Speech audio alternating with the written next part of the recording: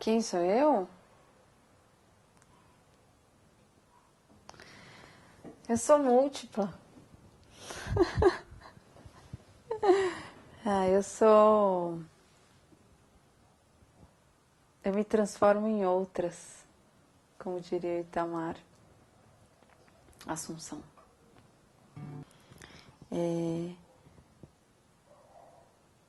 Porque eu tenho várias partes de mim, né? Uma delas, ela canta e compõe, outra é mãe, outra é educadora, pedagoga, outra é cozinheira, outra é inventora de coisas. É como se eu tivesse várias eu mesmas em mim e que na verdade é uma só, né? Mas isso foi uma descoberta, na verdade, porque o mundo é todo separado, né? As coisas são todas separadas e eu tive que descobrir isso com o tempo. Que eu fui descobrindo que as coisas são todas juntas, na verdade. Então todas essas estão ao mesmo tempo em mim, em todo lugar. Então ao mesmo tempo que eu sou, que eu canto, eu também penso nas crianças, no mundo, na invenção, na cozinha, tudo ao mesmo tempo. Então sou essa pessoa que são todas ao mesmo tempo, aqui e agora. O que é infância? Infância. Infância.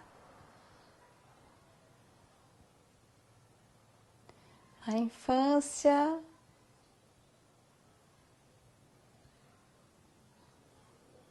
é um estado de ser, né?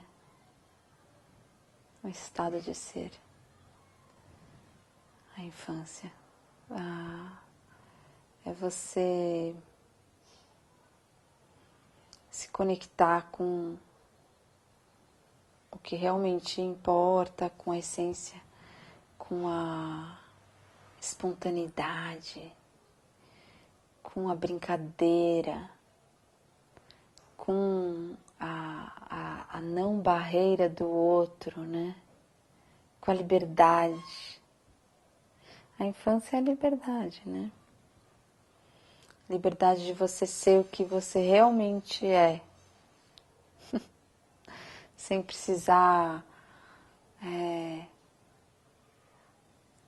sem precisar pensar antes, né? Você simplesmente é na infância. E ao mesmo tempo, eu acho que a infância, ela transformou muito. Eu tenho uma ideia muito que se transformou de infância, né? Porque primeiro a infância que eu tinha, qual que era? A minha, né? A minha própria lembrança. E depois eu fui percebendo que a infância é o momento mais importante da vida, porque é nela que a gente vai constituir a nossa matéria-prima de sensações e poéticas e sentimentos e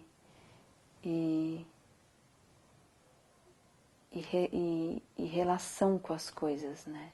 É na infância. E depois isso a gente retoma, né? E reconstrói, mas tem uma matéria-prima que foi ali, no primeiro pedaço da vida. Então, é um dos momentos mais importantes da vida. E aí eu fui transformando essa ideia, que foi um pouco estudando a infância e estando com as crianças, né? Então hoje, depois de 15 anos com as crianças, 15? Não, mais, né? Quase 20. 20 anos estando constantemente com muitas crianças, como educadora e também como mãe, que é outra relação, fui percebendo o que é realmente a infância, né? Que não é mais aquela memória, mas é uma coisa que hoje a gente adulto tem visto, né? O quanto essas crianças não são frágeis, né? O quanto as crianças elas trazem uma ideia de infância muito mais real e fortalecida.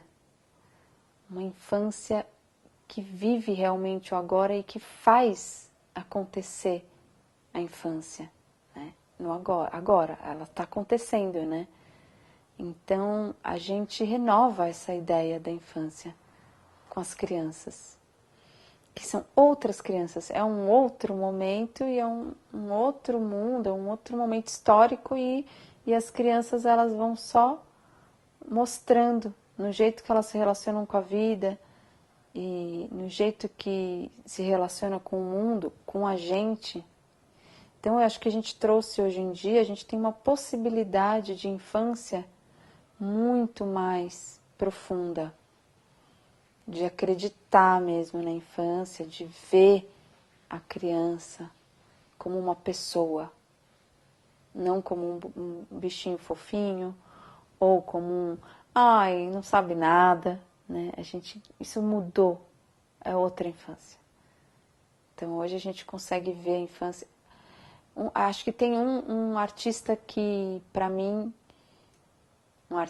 um escritor, um poeta maravilhoso, Manuel de Barros.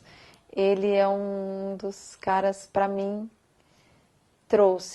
ele abriu um pouco esse portal dessa infância, porque ele consegue trazer nas poesias dele a infância, que não é empobrecida, não é banalizada, não é boba, não é colorida e alegre, né?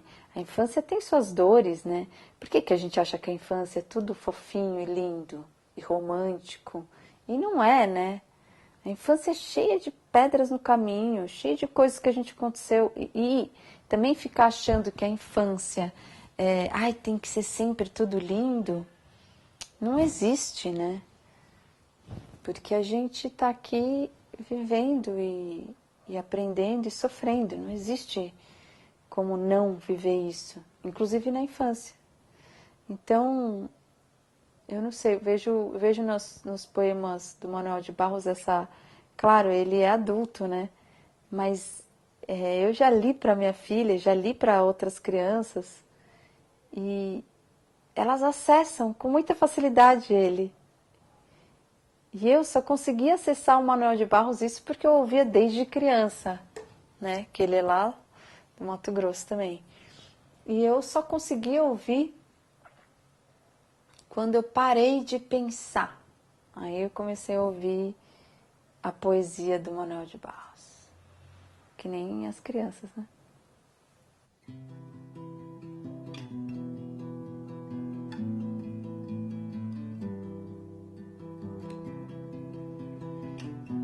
A música dos encontros, das descobertas, da parceria, né?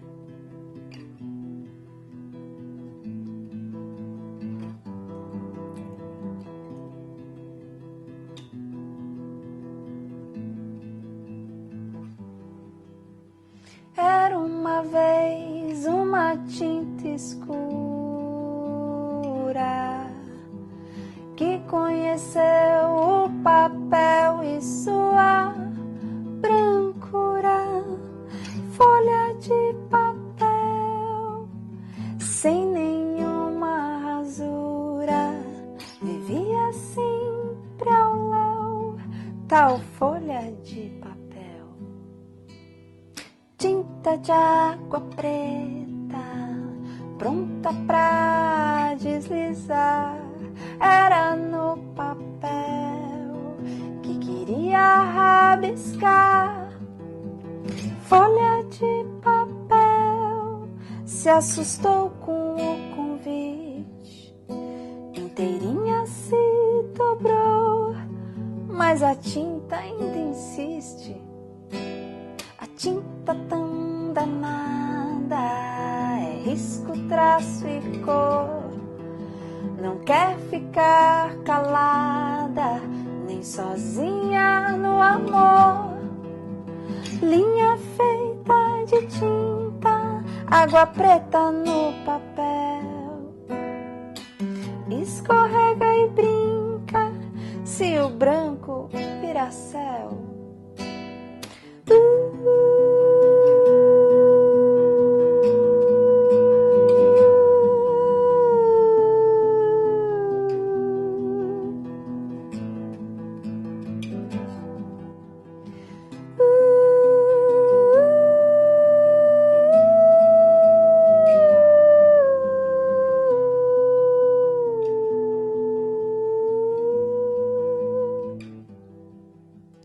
Folha de papel olhou atentamente a tinta que sorriu curiosamente.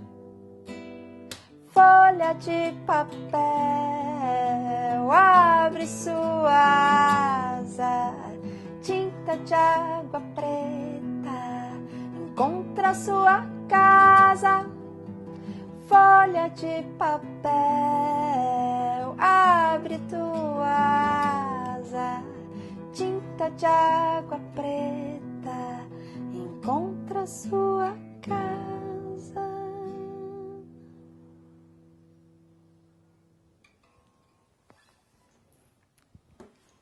Pronto. Sobre a infância, me fala agora o que é ser adulto, adulta. Ixi. Ser adulto, né? Ser adulto, né? Amadurecer, né? Estar maduro, né? Talvez adulto, melhor palavra deveria ser: oi, você é maduro? Porque tem muito adulto que não é, né? Então tem essa questão. Eu acho que se tornar adulto é amadurecer, né? É um pouco lidar com as escolhas, né, da vida, né? E escolher que tem a ver com perder também, né? Quando você escolhe, você perde. Então, quando você tem maturidade para escolher coisas na sua vida, eu acho que aí você pode dizer que você é adulto, né? Que aí você está escolhendo cada coisa, né? Escolhendo estar aqui agora, escolhendo estar mal-humorado lavando a louça, escolhendo estar contente no caos, escolhendo, são escolhas. E isso envolve uma grande responsabilidade da sua ação no mundo, né? Da sua atitude com os outros.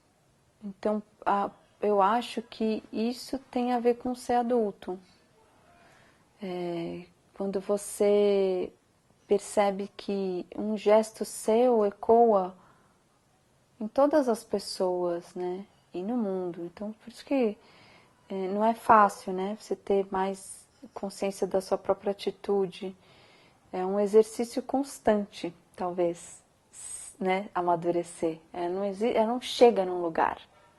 Ela está sempre se mexendo, né? Então, tem esse amadurecimento. Você não chega. Quando você chega, você já, né? Já virou semente e foi para a terra. Né? Então, você não chega. Você está sempre no processo de amadurecer. Então, o adulto, ele nunca chega num lugar, né? Ele está sempre amadurecendo, né? O que é o tempo? Puts.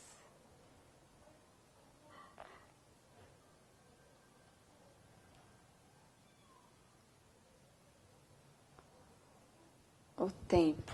O tempo gostei. Gostei no tempo. O tempo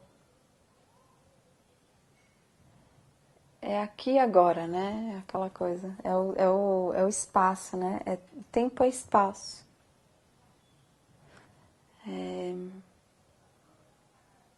Eu já pesquisei muito sobre o tempo, assim. E o tempo e o espaço. Porque aí o lugar é tempo, né? O lugar é tempo. Estar é tempo. Ser é tempo também, né? Quando a gente está sendo, e aí é o tempo, né? Que a gente está vivendo agora. Então eu tenho um pouco essa ideia de que o tempo tem a ver com o exato instante, né? Que a gente está sendo agora. E aí essa busca de viver um pouco o tempo fora do Cronos, né? Que é um desejo, né? Assim, ainda é muito difícil, né? Porque o nosso mundo funciona no Cronos. Mas viver o tempo, conseguir, né? Achar as brechas do tempo, no Cronos, realmente é viver o tempo de dentro das coisas. Respondi? Você que tem que saber. A gente está vivendo esse tempo de agora, no meio dessa confusão toda da pandemia, porque nós chegamos nesse lugar, né, que vivemos num ambiente propício a pandemias, né, e propício a outras várias coisas. São as relações de bilhões de pessoas convivendo em camadas de uma cadeia social ali. Que espaço é esse que nos deram para viver esse tempo? Não entendi. Essa relação nossa das pessoas de hoje, que estão vivendo esse tempo de agora, com o tempo de agora e com o espaço de agora, né? Tá. A gente enlouqueceu. A gente enlouqueceu, né? Porque a gente não tem espaço. E o nosso tempo não é o tempo. Então a gente é um tempo engolido, do Cronos mesmo, que engole, né? Vai engolindo a gente, assim, o Cronos vai engolindo, engolindo, e a gente não tem espaço nenhum. A gente só tá correndo do Cronos, assim, no vazio. Não tem, a gente enlouqueceu. Não tem, isso não é real, né? Esse jeito de viver. Ao mesmo tempo é o que temos, né? Então a gente tem que se relacionar um pouco com isso, com esse tempo, espaço interno, porque no mundo não tem, não está possível, né? A gente só tem interno mesmo. Aí tem que criar uma coisa interna, momentos internos, né? Sei lá, tem gente que vai para retiro, né? Faz vipassana. Tem gente que lava a louça demoradamente, assim, e aí entra ali num outro tempo e espaço, né? Ou eu, quando brinco com a minha filha e consigo entrar mesmo na brincadeira e abandonar o mundo, eu tô em outro tempo e espaço. Ou numa música, quando eu toco um violão, eu entro muito em outro tempo e espaço, quando eu canto. Não tô mais aqui. Não importa onde eu tô. Então, a gente tem que conseguir exercitar mais esse tempo e espaço que não é desse, não tá aí, não tá aí fora, não tá aí fora. O que é a música?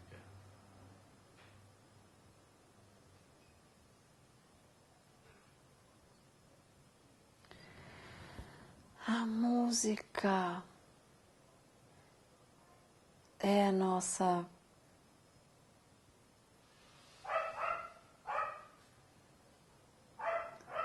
nosso fio de ligação com a nossa matéria-prima primeira, assim, oceânica do útero, né? Desde o útero que a gente tem música, a gente tem os sons, os ritmos, a gente pulsa o coração da mãe, a gente tem o marulho dentro da bolsa, né? Do líquido amniótico, aquele marulho. A gente está ali naquele oceano primeiro. Então, realmente, ali é onde tudo começa a virar música, né? A música nasce ali.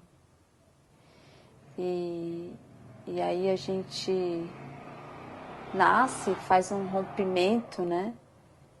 Com esse mundo externo que é, né, cheio de ruídos, né? Cheio de sons que passam a gente. Não tem como barrar, né? O som, ele vai, né? É uma linguagem muito direta, né? Chega, é a vibração, né? Vibra assim na nossa carne, né? E aí a gente vira aquela vibração, né? A música, ela é muito forte. Ela é muito, então ela chega um som, chega uma canção e aquilo entra na sua molécula, né? Entra dentro das suas células e vira você. A gente é música. Você falou sobre que não é real, né? Na resposta anterior. Aí eu vou perguntar para você para que servem os mitos, né? Você está contando histórias para as crianças durante a quarentena aqui, através dos mitos. Para que servem os mitos?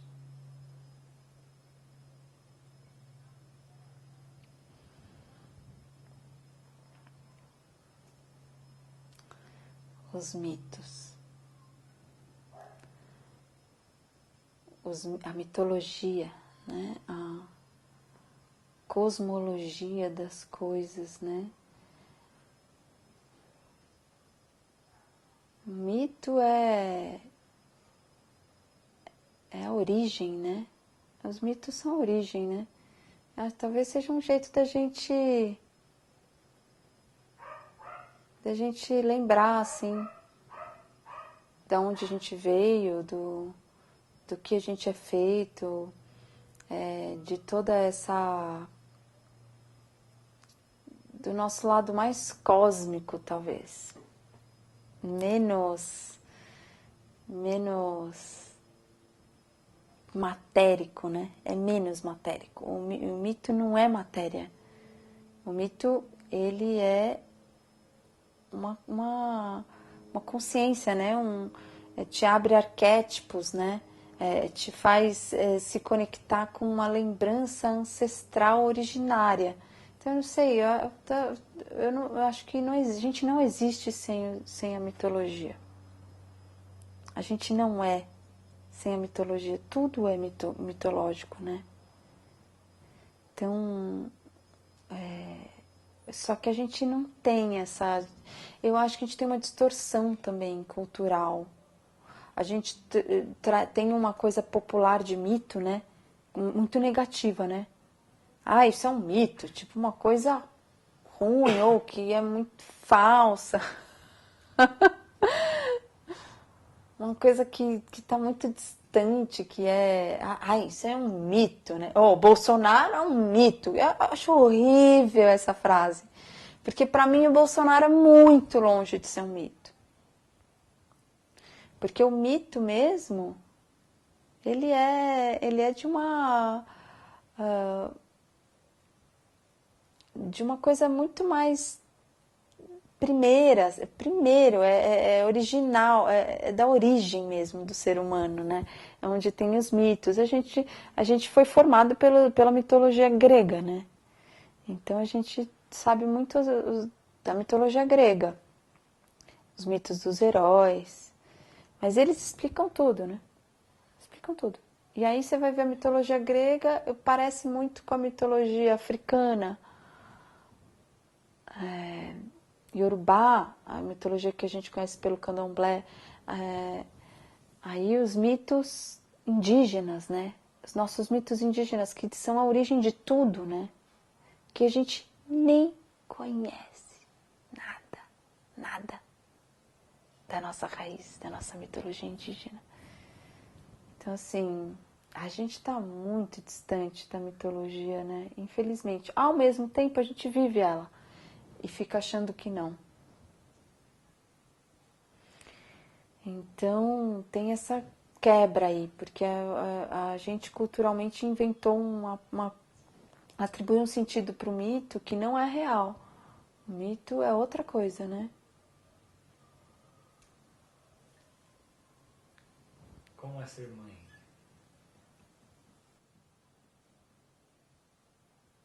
Mãe? É. Vou tocar uma música para falar o que é ser mãe.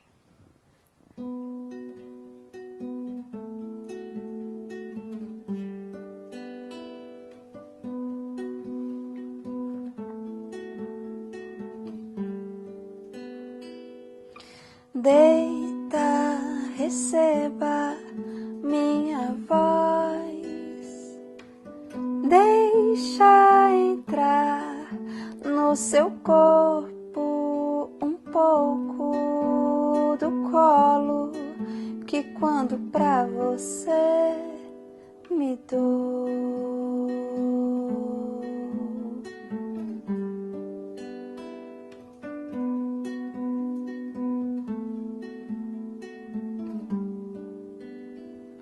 Deita, receba minha voz, deixa entrar no seu corpo um pouco do colo que quando pra você me dou.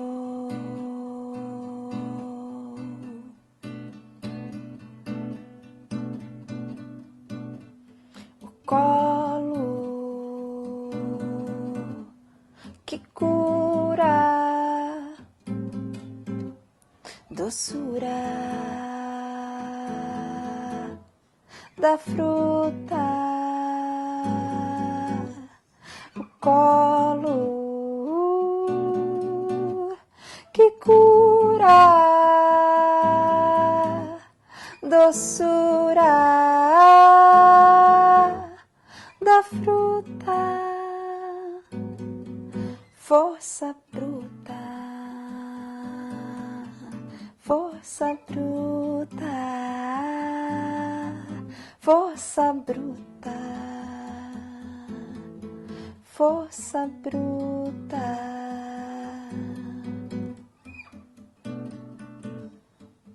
Ai, ai, ai, ai.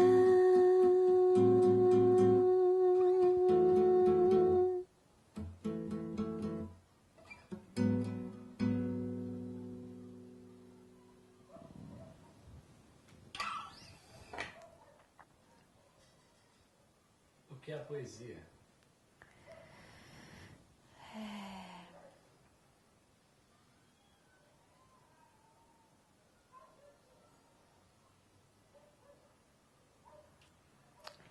Poesia é um estado de presença. Um estado de presença, né? É um estado de vibração, né? Um estado sonoro, até, né? Para você ver a poesia, ouvir a poesia, escrever poesia, cantar poesia, cozinhar poesia, dançar poesia, atuar poesia, tudo, né? Brincar poesia, tudo você precisa de se conectar a uma coisa do mundo, né? De que está aí, que interliga todos nós com uma coisa que é muito interna sua, né? Não sei, eu acho que para mim, eu sinto assim. Eu só consigo viver a poesia se eu estou essa conexão, né? Com essa presença, né? Que você está em todos os lugares, né? E principalmente dentro de você, né? Ao mesmo tempo. Não dá para ser só dentro ou só fora, né? Você tem que estar nessa interconexão de um com o outro. E aí você não precisa fazer esforço, né? Você não precisa pensar para ter uma ação poética, né? Eu falo ação poética porque quando eu cozinho, eu também me sinto poeta. Ou quando eu faço uma música, né? Ou quando eu canto. Eu acho que a poesia, ela não é só uma forma, né? Ela é um... Como fala isso? Eu escuto, né? É um som para mim, né? Então... Mas é um filtro, não sei, é uma cor, eu não sei, é um tom, né? É um tom, ela é um timbre, né? Pode ser um tom, uma nota, um microtom, ela pode ser uma cor, né? Enfim. E aí é isso. Me perdi aqui na poesia, entrei total na poesia. A poesia faz a gente se perder.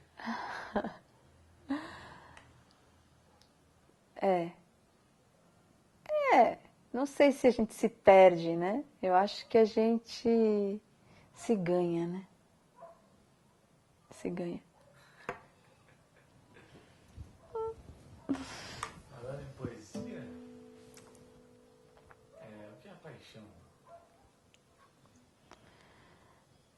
A paixão é azul. Vou cantar uma música. Parceria com Alice Ruiz, um poema dela.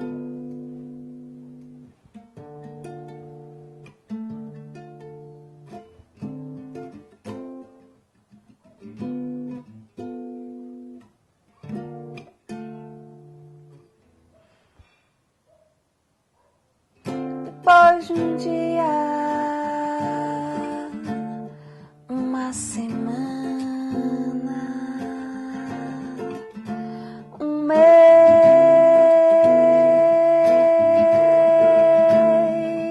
um ano,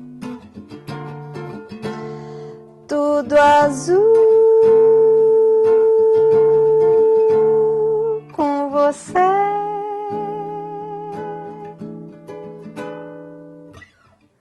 Minuto a minuto quis um dia todo azul pro teu dia.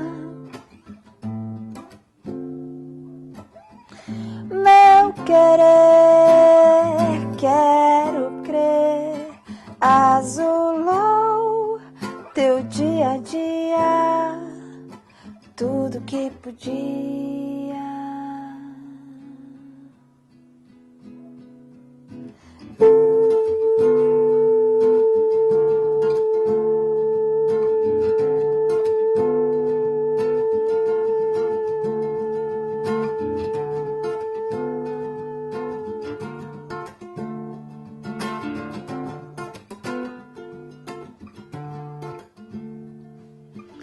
Depois de um dia,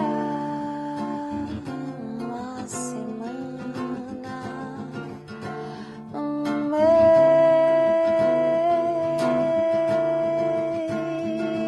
um ano, tudo azul com você.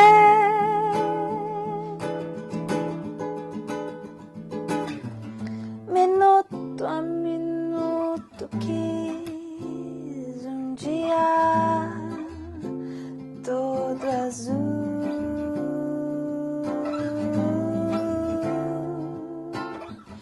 pro teu dia. Meu querer, quero crer, azulou teu dia a dia, tudo que podia.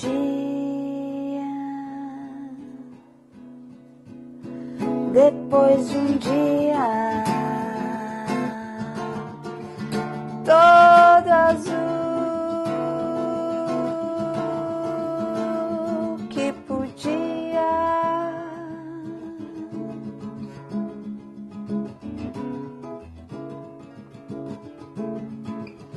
depois de um dia todo azul, todo azul, todo azul que podia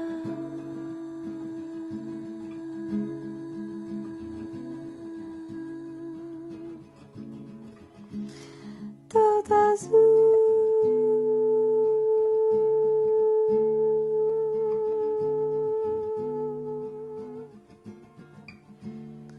Todo azul.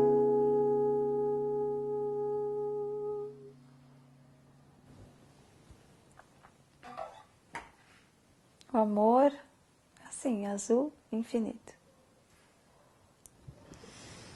Agora, a última pergunta que eu sempre faço para todo mundo, depois vai acontecer com todo mundo. Você tem medo de morrer?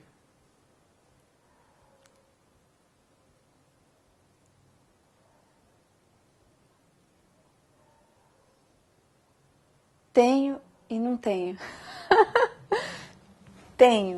Tenho medo de morrer. Depois que eu virei mãe, eu morro de medo de morrer. Assim, eu acho que são duas coisas, né? Uma, né? Você deixar uma criança, nossa, eu já vivi isso. Amigos meus que morreram com criança, filho criança, é muito, muito, muito dolorido, assim. Eu tenho esse medo, sim, de morrer sendo mãe, né? É muita vontade de ser mãe e de viver essa maternidade também até, sei lá, né? Até, sei lá, a hora que os filhos forem pro mundo, né? Se é que existe, né, esse fim, não sei. Mas também não tenho, por um lado, né? Também não tenho. Acho que sei lá, esse mundo é difícil, né? Um mundo cheio de belezas, maravilhas, mas pô, aqui viver não é fácil, né? Então também não é tão ruim morrer assim, né? Ao mesmo tempo que é maravilhoso, que é incrível viver, né? Nesse mundo cheio de coisas, cheio de prazeres, um mundo cheio de beleza, né? Cheio de poesia. O mundo, na verdade, é muito bonito. Complicado mesmo é o ser humano, né? O mundo tá lindo, né? Maravilhoso. O ser humano tá mais difícil, eu acho. Talvez por isso eu não acho tão terrível morrer. Porque eu vou virar terra, virar cinza, vou virar mundo. Então, talvez por isso aí eu não tenha medo. Mas pensando no lado mais humano, como mãe, esse mundo humano, aí rola um medo, assim. Eu gostaria de viver mais.